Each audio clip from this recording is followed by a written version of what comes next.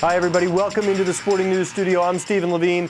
We are going to preview each and every game of the NCAA men's basketball tournament, courtesy of the UPS Team Performance Index. Joining me via phone is college basketball writer Ryan Fagan. And Ryan, we now know who has the honor of facing top-seeded Louisville in round 2. It would be the Aggies of North Carolina A&T. Before we talk about that matchup, let's just give a hearty congratulations to A&T. It's their first NCAA tournament win ever in 10 attempts and their 20th win on the season. Yeah, it's a very cool thing. I think that's one thing that this first four setup allows. It allows for some of these teams to make that first NCAA tournament win and get to put that in their media guide and get it celebrated when they go back to their homes. And I think it is a nice thing, even though everyone knows it's not the same as beating up or having the opportunity to pull an upset right away. It's still a tournament win officially. They still get the money for it and everything like that. So that's the good news for North Carolina A&T.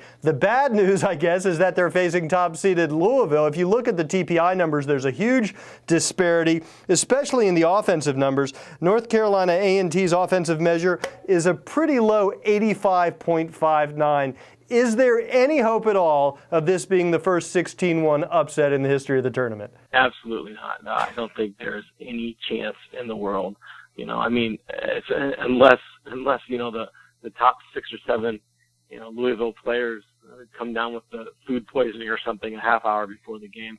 Because this is a Louisville team that is absolutely set up to make a deep run through the tournament. They're going to have to go through a tough run of teams.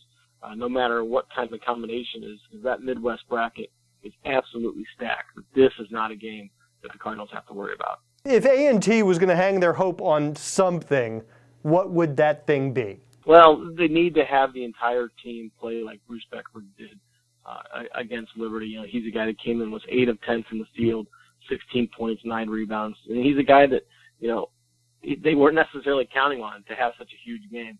And that's what has to happen is the entire team has to take smart shots.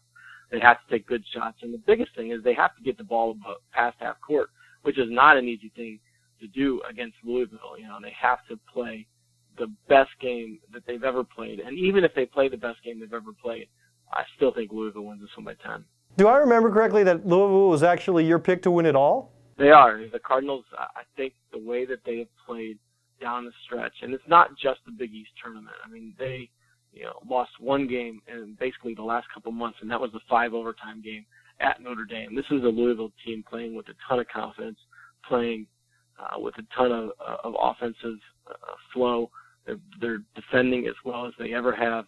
I just think Louisville right now is playing better than anyone else in the country. Thanks to Ryan Fagan, college basketball writer for Sporting News, and thanks especially to the UPS Team Performance Index. I'm Stephen Levine in the Sporting News studio. Thanks for watching.